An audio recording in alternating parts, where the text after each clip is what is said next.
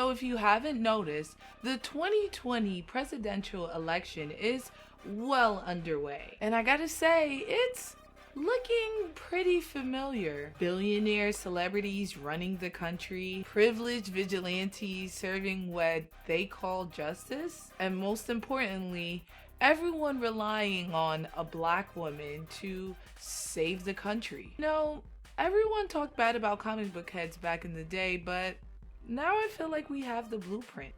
I knew I wasn't weird. Anyway, today I want to focus on the black woman that everyone is counting on to save the country. And that, my friends, is Kamala Harris. If you noticed, I compared her to my girl Amanda Waller, a complicated woman who gets vilified for doing what needs to be done. Now, for those of you who don't know, Amanda Waller is a government official best known for assembling the Suicide Squad. She specializes and ends up overseeing all of the research done on people with power. Unlike all of her counterparts in the DC universe, Amanda Waller has no discernible powers or enhancements, just her wit and powers of intimidation. So how is Kamala similar, you may ask? Well, let's look at the facts. As I just mentioned, Harris, like Waller, is living in a world where she's at a disadvantage. In Amanda Waller's case, everyone is enhanced, but one may argue that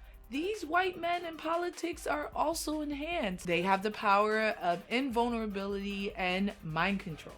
And just like Amanda Waller, Kamala Harris uses her wit and demanding presence to combat those powers. And it works. Another thing they have in common is the use of inmates serving sentences to help save the country. In Amanda Waller's case, she uses the Suicide Squad. And in Kamala's case, they use inmates serving sentences to combat the raging fires in California. And no, Kamala did not start the volunteer firefighter inmate program, but best believe, as a senator of California, she will be blamed if anything goes left. But I have to say, the biggest similarity between the two of them is resolve. Both women do what's necessary for the people and get villainized because of it. Does the Suicide Squad lie on questionable moral ground?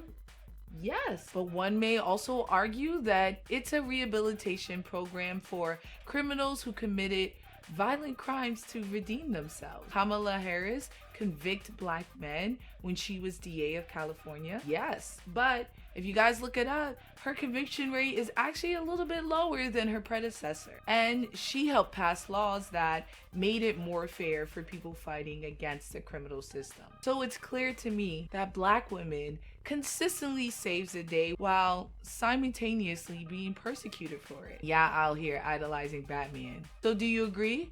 Let me know your thoughts in my comments below. And if you like what you see here, be sure to buy me a coffee. Link is also below. But until next time, have a fantastic week, my friends.